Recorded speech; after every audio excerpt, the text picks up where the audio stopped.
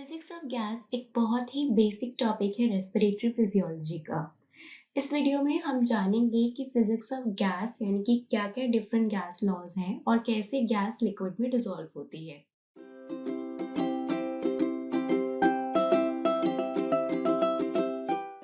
Hey everyone, welcome back to HM Learnings. I am Harshita, the creator of HM Learnings, where students come to clear their concept and to get the study material. Make sure you subscribe my channel. So आज हम एक video के साथ आए हैं respiratory physiology, जिसका topic है physics of gas. और इस टॉपिक में हम देखेंगे कि डिफरेंट गैस लॉज क्या हैं और कैसे लिक्विड गैस में डिसॉल्व होती है। इस वीडियो का इंग्लिश वर्जन ऑलरेडी अवेलेबल है, जिसका लिंक मैं आपको डिस्क्रिप्शन बॉक्स में दे दूंगी। तो यहाँ पे इस टॉपिक की बहुत ज़्यादा इम्पोर्टेंस है रेस्पिरेटरी फिजियोलॉजी में, क्योंकि जब आप transport of oxygen, transport of carbon dioxide, different applications like जैसे कि आप डिकम्प्रेशन सिकनेस या high altitude physiology, even exercise physiology जब आप पढ़ते हैं तो ये लॉज आते हैं बार बार रिपीटेडली। इसलिए इनकी फाउंडेशन को स्ट्रॉन्ग करने के लिए एक वीडियो नीडेड है। और इस वीडियो में हम स्टार्ट करेंगे पहले कि there are 3 states of matter, solid, liquid और गैस। ये सबको पता है। ये स्टेट्स ऑफ मैटर एक दूसरे से डिफर करती हैं, अलग अलग होती हैं। और ये अलग कैसे होती हैं? इनके जो बीच के जो मॉलिक्यूल्स हैं, जैसे कि सॉलिड के मॉलिक्यूल्स, लिक्विड के मॉलिक्यूल्स और गैस के मॉलिक्यूल्स, इन मॉलिक्यूल्स के बीच में जो डिस्टेंस होता है वो ज़्यादा या कम होता है। जैसे कि सॉलिड में वो डिस्टेंस बहुत ही कम होता है, लिक्विड में वो डिस्टेंस ज़्यादा होता है और गैस में डिस्टेंस काफ़ी ज़्यादा होता है। अब यहाँ पे एक कॉन्सेप्ट है जो हमें समझना है, और वो है अबाउट कि सोल्यूशन क्या होता है। तो सोल्यूशन के लिए हमें पता है कि सोल्यूशन में 2 कंपोनेंट्स होते हैं, एक होता है सॉल्यूट और दूसरा होता है सॉल्वेंट। सॉल्यूट वो कंपोनेंट होता है जो कि माइनर अमाउंट में होता है, यानी कि थोड़े से अमाउंट में होता है, और सॉल्वेंट आपका मेजर अमाउंट में होता है। तो डिफरेंट टाइप के सोल्यूशन आप यहाँ पे हो सकते हैं, जिसमें सॉलिड आपका सॉल्यूट हो और लिक्विड आपका सॉल्वेंट हो, या फिर ऐसा भी हो सकता है कि एयर और लिक्विड एक तरीके से सॉल्यूट और सॉल्वेंट हो, या फिर एयर एयर हो, या फिर लिक्विड लिक्विड हो। ऐसे बहुत सारे कॉम्बिनेशंस बन सकते हैं। तो एयर और लिक्विड में हम आज इंटरेस्टेड हैं, जिसमें हम बात करें कि ऑक्सीजन इन वाटर या फिर कार्बन डाइऑक्साइड इन वाटर कैसे डिसॉल्व होता है, कौन सी प्रॉपर्टीज़ हैं जो कि डिफाइन करती हैं कि कैसे एक गैस जो है लिक्विड में डिसॉल्व होगी, कितनी गैस लिक्विड में डिसॉल्व होगी। तो इसके लिए हम देखते हैं कि how gas dissolves in liquid. So उससे पहले हमें ये जानना होगा कि डिसॉल्व होने के लिए 2 कंपाउंड्स को सेम होना, सेम नेचर का होना ज़रूरी होता है। जैसे कि like compounds dissolve in like, जैसे कि पोलर कंपाउंड्स जो हैं वो पोलर में डिसॉल्व होते हैं, नॉन पोलर में डिसॉल्व होते हैं। तो अगर हम एयर और लिक्विड के बारे में बात करें, तो अगर एयर जो है आपकी पोलर है और लिक्विड भी पोलर है, तो उस केस में वो दोनों ईजिली डिसॉल्व हो पाएंगे। सॉलिड या लिक्विड की बात करेंगे, अगर सॉलिड भी पोलर है और लिक्विड भी पोलर है, तो अगेन एक बेटर सोल्यूशन बनेगा, ईजिली सॉल्युबल सोल्यूशन बनेगा। तो पोलर और नॉन पोलर का क्या मतलब होता है? पोलर का मतलब, अगर हम एक वाटर मॉलिक्यूल को लेते हैं, जैसे कि यहाँ पे हमने एक वाटर मॉलिक्यूल का लिया, जिसका फॉर्मूला होता है H2O, यानी कि एक ऑक्सीजन एटम और 2 हाइड्रोजन एटम। तो यहाँ पे आप देखिए कि ये जो बॉन्ड है, यहाँ पे ये जो बॉन्ड है, यहाँ पे 2 बॉन्ड्स हैं, और ये दोनों बॉन्ड आपके कवलेंट बॉन्ड है। कवलेंट बॉन्ड में भी 2 वैरायटी होती है, एक होता है पोलर बॉन्ड और एक होता है नॉन पोलर। यहाँ पे जो बॉन्ड है वो है पोलर कवलेंट बॉन्ड। अब पोलर कवलेंट बॉन्ड क्या होता है? जो ऑक्सीजन है और हाइड्रोजन है, इनकी प्रॉपर्टीज थोड़ी अलग होती हैं। जैसे कि ऑक्सीजन आपका ज़्यादा इलेक्ट्रोनेगेटिव होता है। इलेक्ट्रोनेगेटिव का मतलब क्या होता है कि ऑक्सीजन के पास, अगर मैं कह रही हूँ कि ऑक्सीजन ज़्यादा इलेक्ट्रोनेगेटिव है, इसका मतलब है कि ऑक्सीजन ज़्यादा फोर्स से इलेक्ट्रॉन्स को अपनी तरफ खींचता है, और आपका hydrogen as compare to oxygen less electronegative है, कि वो इतनी फोर्स नहीं लगा पाता जितनी कि ऑक्सीजन एक इलेक्ट्रॉन पे लगा रहा है अपनी ओर खींचने के लिए। तो अल्टीमेटली यहाँ पे ऑक्सीजन के पास जो है इलेक्ट्रॉन की डेंसिटी क्या होगी? ज़्यादा होगी, और यहाँ पे जो है वो इलेक्ट्रॉन की डेंसिटी कम हो जाएगी हाइड्रोजन के पास। इसलिए यहाँ पे एक पार्शियल नेगेटिव चार्ज और यहाँ पे एक पार्शियल पॉजिटिव चार्ज आ जाएगा, और इसे ही पोलर कवलेंट बॉन्ड कहते हैं। नाउ इसी का फायदा उठा के इस पोलैरिटी का फ़ायदा उठा के दो हाइड्रोजन मॉलिक्यूल्स के बीच में एक बॉन्ड बन जाता है, जिसे हम कहते हैं, जो कि आपने सुना भी होगा, जिसे हम कहते हैं hydrogen bond. So hydrogen bond एक तरीके से नतीजा है किस चीज़ का, इलेक्ट्रोनेगेटिविटी के डिफरेंस का बिटवीन हाइड्रोजन एंड ऑक्सीजन। तो वाटर आपका एक पोलर कंपाउंड है इसका मतलब, और जैसे कि HCl भी एक तरीके का पोलर कंपाउंड है, क्योंकि हाइड्रोजन और क्लोरीन में भी इलेक्ट्रोनेगेटिविटी का डिफरेंस होता है। नॉन पोलर वो कंपाउंड्स होते हैं जिनके बीच में कोई इलेक्ट्रोनेगेटिविटी का डिफरेंस नहीं होता है, या फिर बहुत ही मिनिमल डिफरेंस होता है। जैसे कि कार्बन और कार्बन, अब दोनों ही कार्बन है तो इलेक्ट्रोनेगेटिविटी का कोई डिफरेंस ही नहीं है, इसलिए ये एक नॉन पोलर कवरिंग बॉन्ड है। तो अब जो पोलर होता है वो पोलर के साथ डिसॉल्व होना चाहता है, और जो नॉन पोलर होता है वो नॉन पोलर के साथ डिसॉल्व होना चाहता है। पोलर का एग्जाम्पल है जैसे कि NaCl वाटर में डिसॉल्व होना पसंद करता है, ओके। और नॉन पोलर में आपको पता है कि जितने भी हाइड्रोकार्बन्स हैं जिसमें कार्बन और हाइड्रोजन बॉन्ड्स होते हैं, वो लोग वो आपके लिपिड्स में डिसॉल्व होना पसंद करते हैं। तो अब यहाँ पे क्वेश्चन आता है कि अच्छा, तो उसके बाद एक चीज़ और बहुत ज़रूरी है इंटरमॉलिक्यूलर अट्रैक्शन के बारे में, कि दो मॉलिक्यूल्स के बीच में कौन सी फोर्स होती है। तो जो पोलर कंपाउंड्स होते हैं उसके बीच में हाइड्रोजन बॉन्ड, जैसा कि मैंने आपको बताया, इन वाटर मॉलिक्यूल्स के बीच में जैसे कि हाइड्रोजन बॉन्ड होता है, इलेक्ट्रोस्टैटिक अट्रैक्शन भी होती है पोलर कंपाउंड्स के बीच में। तो हम NaCl का एग्जांपल लेते हैं जो खुद एक पोलर कंपाउंड है। ऐसा नहीं है कि पोलर कंपाउंड सिर्फ कोवलेंट बॉन्ड होते हैं, जो एटम्स बीच में आयनिक बॉन्ड भी शेयर करते हैं उनमें भी पोलैरिटी होती है। सो इसका मतलब क्या है कि यहाँ पे N और Cl के बीच में जो बॉन्ड है वो है एक ionic bond. Ionic bond electron देकर और इलेक्ट्रॉन लेके बनता है। तो जो इलेक्ट्रॉन देता है उस पर पॉजिटिव चार्ज आ जाता है, जो इलेक्ट्रॉन लेता है उस पर नेगेटिव चार्ज आ जाता है। तो अल्टीमेटली ये दोनों एक दूसरे के साथ रहते हैं क्योंकि इनके पास डिफरेंट चार्जेस हैं और they are attracting each other, जिसे हम कहते हैं इलेक्ट्रोस्टैटिक अट्रैक्शन। तो इस तरीके से भी पोलर कंपाउंड साथ में रहते हैं, और ऐसे दूसरे जो NaCl के मॉलिक्यूल्स हैं वो भी साथ में रहेंगे। जैसे कि यहाँ पे NaCl जो है इस तरीके से क्लोराइड से लगेगा, ये दूसरा मॉलिक्यूल है, ये एक मॉलिक्यूल है और एक दूसरा मॉलिक्यूल ये है, तो ये एक दूसरे से अटैच हो रहे हैं इलेक्ट्रोस्टैटिक अट्रैक्शन की वजह से। नॉन पोलर कंपाउंड्स में डिस्पर्शन फोर्सेस होती है, वेन डेर वाल फोर्सेस होती है। जैसे कि अगर आप लिपिड का डायग्राम अगर आपको याद हो, प्लाज्मा मेम्ब्रेन का डायग्राम अगर आपको याद हो, कि उसमें जो लेयर्स, उसमें जो आपका लिपिड फॉस्फोलिपिड होता है वो दूसरे फॉस्फोलिपिड से आपकी डिस्पर्जन फोर्सेस या वैन डेर वाल फोर्सेस के थ्रू अटैच रहता है। तो इंटरमॉलिक्यूलर फोर्सेस ये होती हैं। अब अगर हम एक क्वेश्चन पूछें आपसे कि हाउ डज, या फिर एक NaCl वाटर में कैसे डिसॉल्व होता है, तो उसके लिए वाटर क्या है, पोलर है। अगर मैं ड्रॉ करूँ तो ये मैंने एक वाटर मॉलिक्यूल बनाया जो कि पोलर है, और दूसरा NaCl भी पोलर है। जैसे ही हम NaCl को वाटर में डालते हैं, सॉल्ट को वाटर में डालते हैं, Na अलग हो जाता है, सोडियम अलग हो जाता है, सोडियम आयन अलग हो जाता है, क्लोराइड आयन अलग हो जाता है। सोडियम जो है वो कैसे घिर जाता है, सोडियम घिर जाता है ऑक्सीजन से। तो ऑक्सीजन का अलाइनमेंट ऐसा हो जाता है, वाटर मॉलिक्यूल्स का अलाइनमेंट ऐसा हो जाता है कि ऑक्सीजन उसको घेर लेता है, क्योंकि ऑक्सीजन के पास क्या है, पार्शियल नेगेटिव चार्ज। तो यहाँ पे भी इलेक्ट्रोस्टैटिक अट्रैक्शन हो रही है जिसकी वजह से NaCl पानी में घुल रहा है, डिसॉल्व हो रहा है। तो पोलर कंपाउंड्स के बीच में जो इंटरेक्शन होती है, उन NaCl और NaCl जो साथ में इंटरेक्शन कर रहे हैं वो भी एक इलेक्ट्रोस्टैटिक अट्रैक्शन है, और NaCl और वाटर जो इंटरेक्शन कर रहे हैं साथ में वो भी एक इलेक्ट्रोस्टैटिक अट्रैक्शन है। इसी तरीके से अगर हम ऑक्सीजन की बात करें या हम कार्बन डाइऑक्साइड की बात करें, अब यहाँ पे क्वेश्चन आता है कि ऑक्सीजन तो नॉन पोलर है, कार्बन डाइऑक्साइड भी नॉन पोलर है, तो नॉन पोलर वाटर में कैसे डिसॉल्व हो रहा है, वाटर तो पोलर है। नाउ ऐसा ज़रूरी नहीं है, कोई हार्ड एंड फास्ट रूल नहीं है कि पोलर ही पोलर में डिसॉल्व होगा, नॉन पोलर भी डिसॉल्व हो सकता है।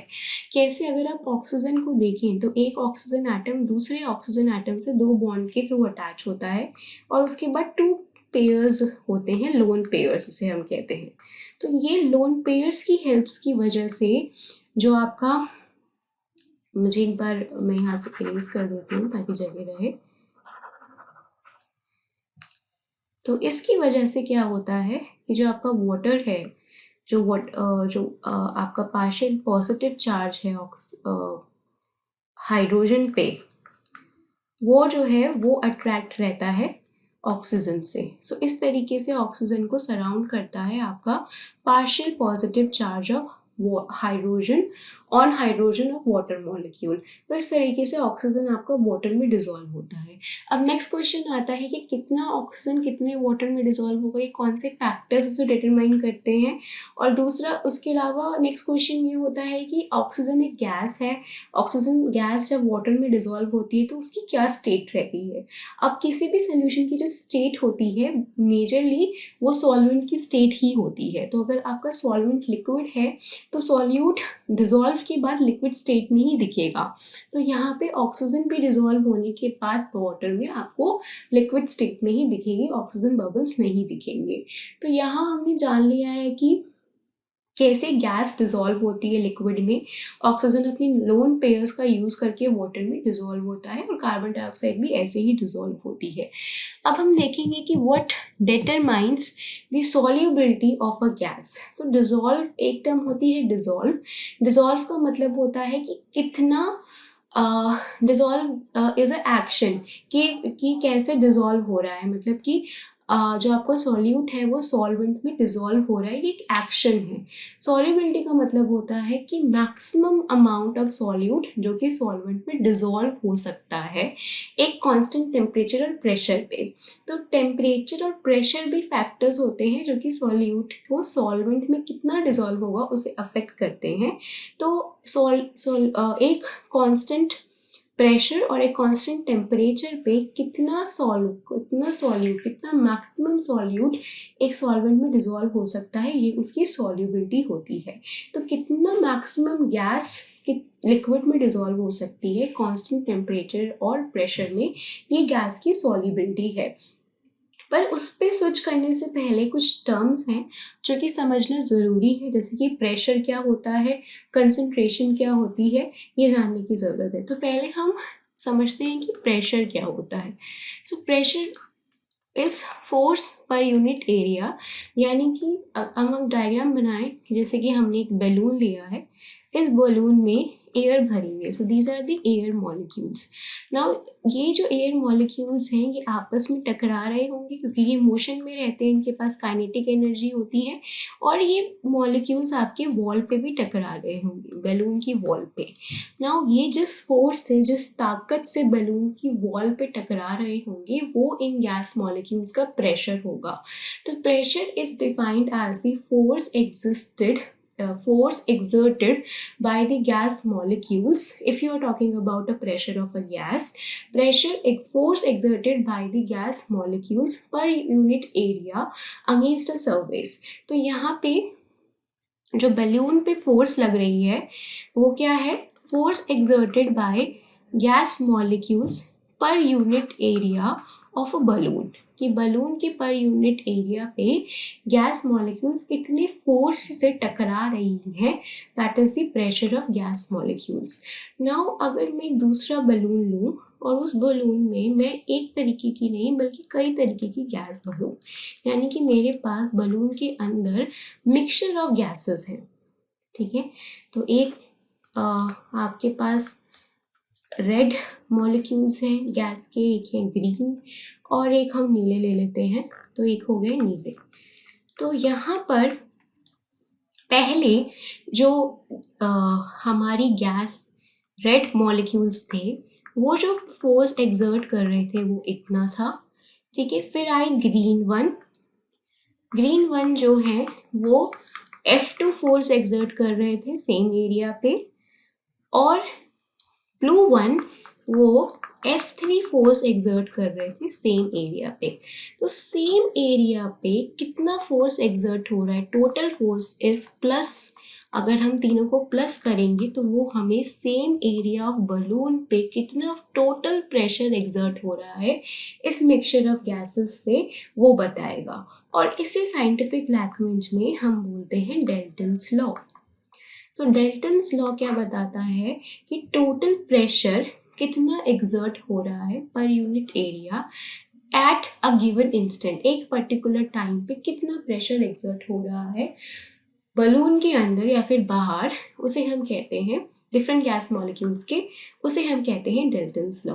और अगर हम इंडिविजुअल गैस कितना प्रेशर एक्सर्ट कर रही है पर यूनिट एरिया पे एक इंस्टेंट पे, उसे हम कहते हैं partial pressure of that gas. तो यानी कि टोटल प्रेशर जो होता है वो partial pressure of all the gases in a mixture, उसे हम कहते हैं डाल्टन्स लॉ।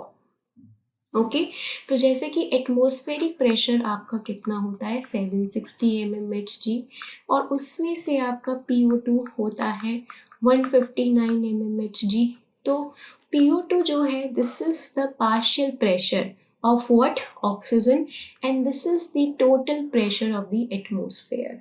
ठीक है, नाउ नेक्स्ट क्वेश्चन जो आता है इसके बाद कि प्रेशर और कंसंट्रेशन में क्या रिलेशन होता है, प्रेशर और कंसंट्रेशन में क्या रिलेशन होता है। तो जैसे कि हमने देखा कि pressure is force per unit area, और अगर हम कंसंट्रेशन लिखें, सपोज हम गैस के कंसंट्रेशन में इंटरेस्टेड हैं, तो यानी कि नंबर ऑफ गैस मॉलिक्यूल्स पर ml ऑफ गैस, अगर हम 1 ml गैस लेते हैं तो उसमें कितने गैस मॉलिक्यूल्स हैं वो उसकी कंसंट्रेशन होगी। और अगर हम लिक्विड की कंसंट्रेशन के बारे में बात करें तो number of liquid molecules divided by per unit volume of that liquid is concentration of liquid। ठीक है, तो अब क्वेश्चन आता है कि प्रेशर ऑफ गैस और कंसंट्रेशन ऑफ गैस में क्या फर्क, क्या रिलेशन है। तो अगर मैं एक बीकर लूँ, सपोज मैंने एक बीकर लिया, उसमें लिक्विड है, उसमें लिक्विड है, उसमें ये लिक्विड है जिसकी कंसंट्रेशन मैंने आपको बताई है, ये एटमॉस्फेयर है, यहाँ पे ये गैस है इस कंसंट्रेशन के साथ। तो ये गैस इस वाटर में डिसॉल्व होगी क्योंकि यहाँ पे ग्रेडियंट होगा, डिफ्यूजन ग्रेडियंट होगा, लिक्विड में वो गैस नहीं है, बाहर वो गैस है, तो गैस डिसॉल्व होनी शुरू हो जाएगी। तब तक डिसॉल्व होगी जब तक इक्विलिब्रियम ना हो जाए। अब इक्विलिब्रियम अचीव होने के बाद अगर मैं गैस की कंसंट्रेशन बढ़ा दूँ तो गैस को क्या होगा, तो लिक्विड में क्या उसकी कंसंट्रेशन बढ़ेगी?